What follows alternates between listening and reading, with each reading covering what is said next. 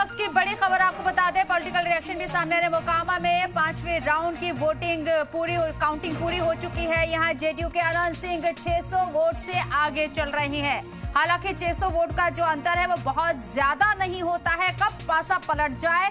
फिलहाल इस वक्त के जो रुझान है उसमें अनंत सिंह मोकामा से जेडीयू के आगे चल रहे हैं और उन्हें बढ़त मिलती हुई नजर आ रही है। 600 वोट से आगे चल रही हैं।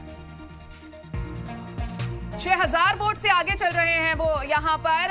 तो कहा जा सकता है कि क्या इनका ये जो रुझान है नतीजे में तब्दील होगा, क्या वो यहाँ से जीतते हैं, ये देखना बहुत दिलचस्प होगा यहाँ, क्योंकि अनंत सिंह इन चुनावों में काफी चर्चा में रहे, कई आरोप इन पर लगे और ऐसे में अब क्या ये जीत हासिल करेंगे ये हमें थोड़ी देर में पता चल जाएगा, ना साफ हो जाएगा। हालांकि वो अपनी जीत को लेकर काफी आश्वस्त भी दिखाई दे रहे थे, क्योंकि उन्होंने एग्जिट पोल के बाद से ही खूब तैयारियां शुरू कर ली थी जश्न की। जिस तरीके से हमने देखा उनके घर के बाहर टेंट लगाए गए और तमाम तरह के इंतजाम वहां पर किए जा रहे थे, तो अपनी जीत को लेकर काफी आश्वस्त थे और काफी कंफर्म थे।